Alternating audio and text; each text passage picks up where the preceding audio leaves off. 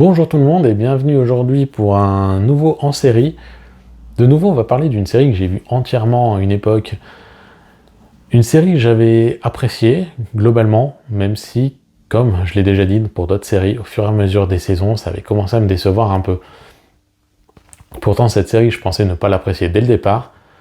Il s'agit de Desperate Housewives.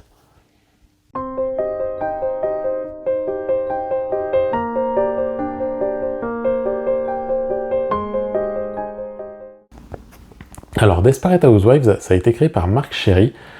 C'est une série qui compte 8 saisons qui ont été diffusées sur ABC. Il y a pas moins de 180 épisodes de 42 minutes, et ça a été diffusé entre 2004 et 2012. Au casting de la série, alors comme d'habitude, on a retrouvé tout un tas d'acteurs au fil des saisons. Parmi les acteurs principaux, on a retrouvé Terry Hatcher, Felicity Huffman, Marcia Cross, Eva Longoria, Brenda Strong, James Denton, Stephen Culp ou encore Kyle MacLachlan. On a également retrouvé dans des rôles secondaires, voire parfois simplement des apparitions, Nathan Fillion, encore, Julie Benz, encore, Beau Bridges, Heidi Klum ou encore Scott Bakula. Bref, une belle brochette d'acteurs qui auront gentiment occupé les rues de Wisteria Lane.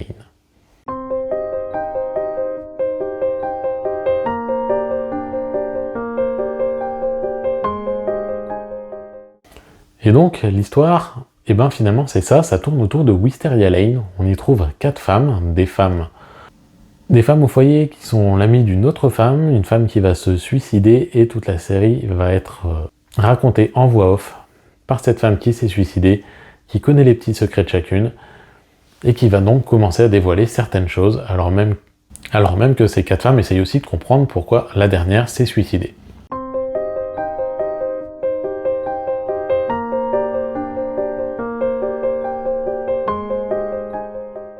Alors mon avis sur Desperate Housewives, il ressemble à mon avis sur beaucoup de séries que j'ai suivies entièrement, c'est-à-dire que les premières saisons sont globalement très réussies, et puis ça se dégrade au fil du temps. De toute façon, c'est le principe d'une série, c'est que quand ça se dégrade, on essaye de la finir, parce que de toute façon, les audiences commencent à partir, on n'a plus d'idées, donc il faut la boucler. C'est ce qui s'est passé avec Desperate Housewives, donc c'est pas surprenant que ça se dégrade au fur et à mesure, même si de temps à autre, il y a quelques sursauts, on se réveille un peu, on trouve une intrigue qui est intéressante, pour relancer le tout. Alors au final, quand ça se termine, on garde souvent un souvenir mitigé. Au début, on en a un mauvais souvenir, parce qu'on se dit qu'on a passé tout le temps à ça pour arriver à ce résultat. Et puis avec le temps, ça se dissipe, on se rappelle que finalement, au début, c'était pas si mal, et qu'on a quand même apprécié la série de manière générale. Déjà parce qu'on s'est accroché aux personnages, et qu'on a fini par les apprécier. Alors ici, parfois, c'est compliqué de les apprécier, parce qu'on va suivre 4 femmes au foyer, on va suivre des intrigues qui sont des intrigues domestiques qui parfois sont très sympas et qui parfois sont très bidons. Alors il y a des infidélités, il y a des histoires de gestion d'enfants, il y a des choses qui peuvent être assez banales, et puis des fois ça va tomber dans le meurtre et autres. Et pourquoi pas, donc on a tout un tas d'intrigues comme ça. Au final, Wisteria Lane, c'est vraiment le personnage central de la série, un peu comme Twin Peaks pouvait l'être dans Twin Peaks. C'est marrant donc de retrouver Kyle MacLachlan dans les deux séries. Reste que Desperate Housewives, il y a beaucoup d'humour dans la série. Parfois c'est un poil plus sombre, parfois il y a du drame. Ceci dit, on peut mieux comprendre la série en comprenant que Mark Cherry l'a imaginé lorsqu'il a vu à la télé un fait divers relatant une femme qui a noyé ses enfants. Il en a parlé avec sa mère, lui disant qu'il comprenait vraiment pas cette action, ce qui semble logique, et sa mère lui a répondu que parfois avec lui et avec ses frères, il a poussé tellement à bout. Et il s'est dit que ce serait peut-être bien d'explorer le quotidien de ces femmes qui restent au foyer mais qui n'ont pas une vie si simple que ça, loin de là.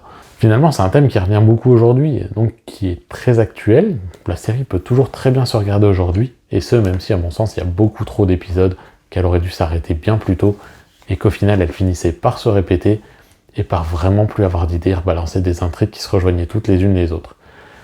Desperate Housewives, c'est pas une série sur laquelle on peut s'attarder non plus 10 ou 15 minutes, même si on pourrait s'amuser à déchiffrer chaque intrigue. Mais non, c'est une série qui m'a plu, de la conseiller de la voir aujourd'hui. Faudra peut-être pas aller trop loin non plus. Bref, je vous invite quand même à la voir, pourquoi pas si vous avez l'occasion, ou si vous l'avez vue, à laisser votre avis sous la vidéo. Et en attendant, je vous souhaite une bonne journée à toutes et à tous.